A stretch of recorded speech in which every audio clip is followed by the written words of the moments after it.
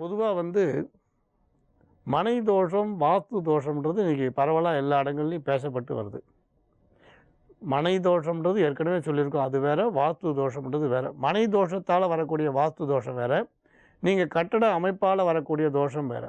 இப்போ மனை தோஷம்னா ஒரு மனையில் ஒரு விருட்சம் இருக்குது, மாமரம் வேப்ப மரம் இருக்குது. இந்த மரத்தை வெட்டிட்டோ வீடு கட்டுறது, இல்லை மனையில் ஒரு பாம்பு புத்தோ கரையான் புத்தோ இருக்குது, அதை அழிச்சிட்டோ வீடு கட்டுறது, இல்லை மனையில் இடிஞ்சு போன வீடு இருந்து அதில் தோஷங்கள் இருந்து அந்த வீட்டை அப்படி இடிச்சுட்டு எந்த பரிகாரமும் பண்ணாமல் வீடு கட்டுறது, இல்லை மரம் இருந்து அது எரிஞ்சு போயோ இல்லை மரத்தில் இடி விழுந்தோ அந்த மாதிரி இடத்த நம்ம மறுபடியும் வீடு கட்டுறது, இடுகாடாக இருந்த இடத்துல வீடு கட்டுறது, இடுகாடு இல்லை சுடுகாடாக இருந்த இடத்துல வீடு கட்டுறது, இது மாதிரி நிறைய சொல்லலாம். மனை தோஷம் அப்படின்னு சொல்லலாம். வாஸ்து தோஷம்னா உங்களுக்கு வடகிழக்கில் அமையக்கூடாத இடத்துல பாத்ரூம் லெட்டின் அமையிறது, இல்லை நம்ம கிச்சன் அமைஞ்சு போகிறது, இப்படியாக இருக்கக்கூடிய விஷயங்கள் கட்டடத்தில் வரக்கூடிய தோஷங்கள்னு சொல்லுவாள்.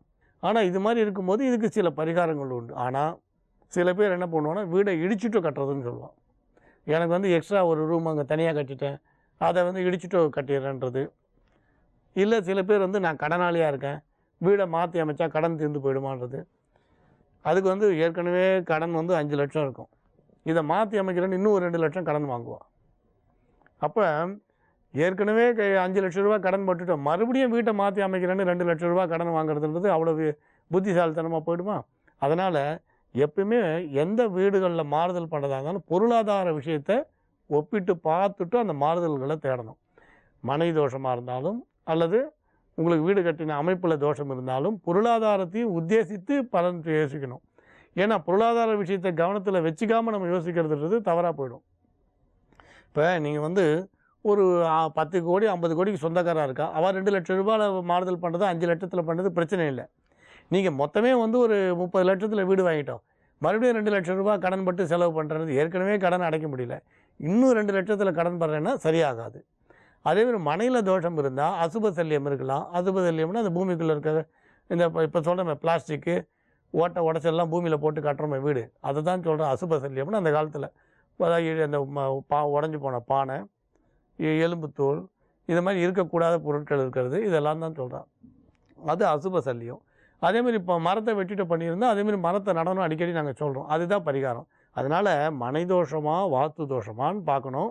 அப்படி இருக்கும் பொழுது அது எப்படி மாற்றி அமைக்கலாம்? சில பேர் பார்த்திங்கன்னா வளரக்கூடாத பகுதியில் இடம் வளர்ந்து வந்திருக்கும், அப்போ சதுரித்தல்னு சொல்லி மனையை 90 டிகிரி சரியாக மாற்றி அமைச்சு அதுக்கப்புறம் வீடு கட்டுறது.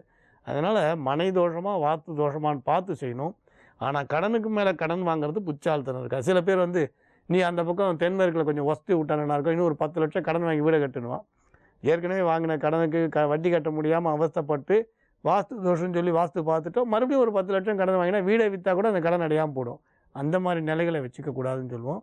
அதனால் எளிய பரிகாரங்களால் தோஷங்களை சரி செய்யணுமே தவிர உடனே வீடுகள் அடிக்கிறது சரியாகாது. அதனால் என்ன காரணம்னு பார்க்கணும். கடன் மேலே கடன் தான் நான் சொல்லுவேன். வாஸ்துப்படி வீடு கட்டி கூட கடன் மேலே கடன் தான், அந்த கடனை கொடுத்துட்டு நிம்மதியாக இருக்கும்னு சொல்லுவேன். வீடை விற்று கடனை கொடுத்து வாடகை வீட்டில் இருக்கிறது பெரிய விஷயம். ஸ்ரௌதத்மார்த்தாதிகம் கர்ம நிகிலம் ஏனசோ த்ரீதம் தஸ்மை சமஸ்த வேதார்த்த விதே விகணசே நமக. வக்ரதுண்ட மகாகாயா சூரியகோடி சமப்பிரபா நிர்விக்னம் குருமே தேவா சர்வகாரேஷு சர்வதாம். யோகப்பட்டேன பத்தாங்கம் திரிநேத்திரம் சாந்த விக்கிரகம் தியாயே சமஸ்த தோஷக்னம் வாதாத்மஜ மகல்மஷம் கிருஷ்ணம் வந்தே ஜெகத்குரு. ஜெயந்தி மங்களாகாளி பத்ரகாளி கபாலினி துர்காஷமா சிவாதாத்ரி சுவாகாசதா நமோஸ்துதே. குரு பிரம்மா குரு விஷ்ணு குருதேவோ மகேஸ்வரகா குரு சாட்சாத் பரம்பிரம்மா தஸ்மை ஸ்ரீ குரவே நமக. அஸ்மத் குருவியோ நமக. விகணச மகா குரவே நமக. அனுமன் சுவாமிகள் ஆசிகளுடன். இப்போ எல்லாருக்கும் வாழ்நாளில் குறிக்கோளாக இருக்கக்கூடியது நல்ல உத்தியோகம், சொந்த வீடு, கௌரவமான வாழ்க்கை. இந்த வாழ்க்கைன்னு சொல்லும்போது திருமணம்ன்றது தவிர்க்க முடியாத ஒரு விஷயம். அடிக்கடி சொல்கிறோம், நம்ம இந்து தர்மத்தில் இல்லற தர்மத்தை தான் ரொம்ப பெருசாக சொல்லியிருக்கு. துறவரத்தை விட இல்லற தர்மத்தை தான் பெருசாக சொல்லியிருக்கு. இப்போ இந்த கல்யாணம்னு எடுத்துட்டிங்கன்னா மறுபடியும் மறுபடியும் மறுபடியும் எல்லாருக்கும் வரக்கூடிய பிரச்சனை இந்த 10 வித பொருத்தம் தான். தசவித பொருத்தம் சொல்லுவாள். 10 பொருத்தம் தான் பிரச்சனையாக இருக்குது. நாங்கள் இதுக்கு எவ்வளோ காரணங்கள் சொல்லிட்டோம். 10 பொருத்தம்ன்றது எதுக்கு 2ஆம் பட்சம்னு எவ்வளோ காரணங்களும் உதாரணங்களும் சொல்கிறோம். ஆனால் காரணங்களும் உதாரணங்களும் சாதாரணமாயிடும். ஏன்னு கேட்டிங்கன்னா, எல்லாருக்கும் ஒரு பயம் இருக்குது இல்லையா? 10 பொருத்தம் இல்லைன்னா என்ன பண்ணுறதுன்னு. இப்போ அந்த மாதிரி பயம் இருக்கிறவாளுக்கு இப்போ சொல்ல போகிற பரிகாரங்களை ஏற்கனவே நான் சொல்லியிருக்கேன். திரும்ப எல்லாரும் இதை கேட்டுகிட்டே இருக்கிறதுனால இந்த 10 பொருத்தம் இல்லைன்னா எல்லாரும் கேட்குறது தின பொருத்தம் இல்லை என்ன பண்ணுறது, கன பொருத்தம் இல்லை என்ன பண்ணுறது, யோனி பொருத்தம் இல்லை என்ன பண்ணுறது, ரஜ்ஜு பொருத்தம் இல்லை என்ன பண்ணுறது, வேத பொருத்தம் இல்லை என்ன பண்ணுறது, இப்படி இந்த 10 வித பொருத்தத்தில் ஒரு பொருத்தம் இல்லைன்னா கூட என்ன பண்ணுறது என்ன பண்ணுறது என்ன பண்ணுறது, இப்படியே ஒரு சந்தேகம் எல்லாருக்கும் இருக்குது. இப்போ அப்படி 10 வித பொருத்தங்கள் இல்லைன்னா கூட விவாகம் பண்ணக்கூடாதுன்னு சொல்கிறாங்களா? அப்போ விவாகம் பண்ணுறதுக்கு ஏதாவது வழி இருக்கா அப்படின்னு நிறைய உங்களுக்கு மனசுக்குள்ளே கேள்வி எழுந்துக்கிட்டே இருக்கும். விடை காண முடியாத பிரச்சனை உலகத்தில் எதுவுமே கிடையாது. நம்ம சாஸ்திரங்களும் சம்பிரதாயங்களும் நம்மளை நல்லா வாழறதுக்காக தான் ஏற்பட்டதை தவிர ஒரு உறவுகளை பிரிக்கிறதுக்கோ இல்லை கட்டப்படுறதுக்கோ சிரமப்படுறதுக்கோ வருத்தப்படுறதுக்கோ எந்த சாஸ்திரங்களுமே கிடையாது. நான் அடிக்கடி சொல்கிறது தான், எந்த ஒரு விஷயங்களும் நம்ம நல்லதுக்காக ஏற்பட்டதாக இருக்குமே தவிர நம்மளை கட்டப்படுத்துறதுன்னா அப்புறம் அதனால் என்ன பிரயோஜனம்? அதனால் இப்போ நான் சொல்ல போகிற விஷயம் என்னென்னா ரொம்ப சுலபமான விஷயம். அதனால் இந்த 10 பொருத்தம் நீங்கள் பார்க்கும் பொழுது அப்படி 10 பொருத்தம் இல்லைன்னு சொன்னால் அந்த 10 பொருத்தத்துக்கு என்ன விதமான பரிகாரங்கள் பண்ணி கல்யாணத்தை பண்ணலாம். சரி, ஒன்றுக்கும் மேற்பட்ட பொருத்தம் இல்லை, அப்போ என்ன பண்ணுறது? இப்போ ஒரு பொருத்தம் இல்லை, தின பொருத்தம் இல்லை, நீங்கள் சொல்கிற மாதிரி பிள்ளையார் வழிபாடு பண்ணுறேன், கன பொருத்தமும் இல்லை, அதே ரஜ்ஜு பொருத்தமும் இல்லைன்னா அந்த 3 பொருத்தத்துக்கும் என்ன பரிகாரம் சொல்லணுமோ அதை செய்யுங்க. சரி, 10 பொருத்தமுமே இல்லை, 10 பொருத்தத்துக்கு என்ன பரிகாரம் சொல்லணுமோ அத்தனையும் செய்துட்டு கல்யாணத்தை பண்ணுங்களேன்.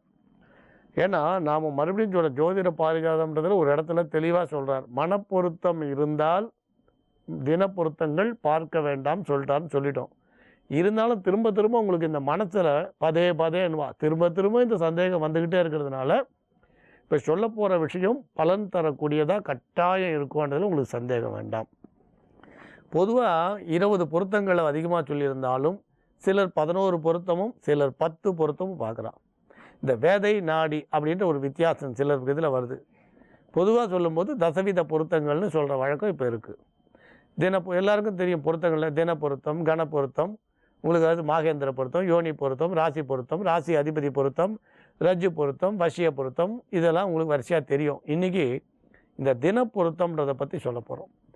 இந்த தின பொருத்தம்னும் போது ஒரு பெண்ணோட நட்சத்திரத்திலேருந்து எந்த ஜாதகரை பார்க்குறீங்களோ ஆண் நட்சத்திரம் வரை எண்ணி வரக்கூடிய பொருத்தத்தை தின பொருத்தம் சொல்கிறோம். எல்லாருக்கும் தெரியும் 2, 4, 6, 8, இது எல்லாருக்கும் தெரியும் 9. இதில் 5ன்ற இது வரும்போது எல்லோரும் இப்போ சேர்க்குற வழக்கம் இருக்குது. சிலர் 5ன்றதை சேர்க்குறா, சிலர் தவிர்த்துடுறா. சரி, இந்த மாதிரி பார்க்கும்பொழுது தின பொருத்தம் இல்லைன்னு ஜோதிடர் எழுதி கொடுத்துட்டார். ஐயா, நான் கட்டாயம் கல்யாணம் பண்ணியே ஆகணும். 2 பொண்ணுக்கும் பிள்ளைக்கும் ஏதோ ஒரு காரணம், ஒன்று உறவாக இருக்கலாம், அதாவது நெருங்கிய சொந்தமாக இருக்கும்பொழுது விடுறதுக்கு மனசு வராது, ஒன்று சொந்தமாக இருக்கலாம், இல்லை ஆணோ பெண்ணோ விரும்பி இருக்கலாம்.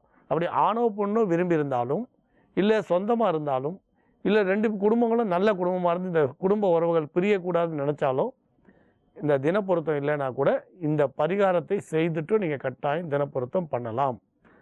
அதாவது நீங்கள் நல்ல வாசனை மஞ்சள் அரைச்சி அந்த பவுடர் வரும் இல்லையா, அந்த மஞ்சள் பொடியில் பிள்ளையார் பிடிச்சி வைக்கிறது. பிள்ளையார்னு சொன்ன உடனே நீங்கள் அதுக்கு தந்தம் அது கை காலெலாம் வைக்கணும்னு நினைக்காதீங்க. உங்களுக்கு பிள்ளையார் பிடிக்கணும்னா உங்கள் காலத்தில் ஐயர் வரும்போது பிடிச்சி வச்சு பார்த்துருப்பீங்க. அதை பிள்ளையார் பிடிக்கிறதுன்னா அவ்வளோதான். அந்த மஞ்சளில் பிள்ளையார் உருவம் வரணுன்ற அவசியம் கிடையாது. பிள்ளையார் பிடிக்கிறதுன்னு எல்லாருக்கும் தெரியும். அந்த சாணியில் பிடிப்பா, சந்தனத்தில் பிடிப்பா, மஞ்சள் பொடியில் பிடிப்பா. அந்த மஞ்சள் பொடி என்னென்னா கலந்து பிள்ளையார் 108 பிடிச்சி வச்சுருங்க. 108 பிடிச்சி வச்சுருங்க. அதே மாதிரி களிமண்லேயும் சின்ன சின்னதாக உருட்டி பிடிப்பான் 108 பிள்ளையார். இது நீங்கள் இந்த களிமண் பிள்ளையாரையும் இப்படியே தான் சொல்கிறோம். நீங்கள் எல்லாருக்கும் ஒரு சந்தேகம் இருக்கும், ஏன்னா 108 பிள்ளையாரை வாங்கி வைக்கிறதுனா பெரிய வேலையாக இருக்குமேனு. நீங்கள் அப்படி இல்லை, வெறுமை களிமண்ணில் பிடிச்சி வச்சுருங்க. 108 வச்சுருங்க. கிழக்கு பார்த்து நீங்கள் உட்காரணும். நீங்கள் கிழக்கு பார்த்து உட்கார்ந்து பிடிச்சி வச்சுருங்க.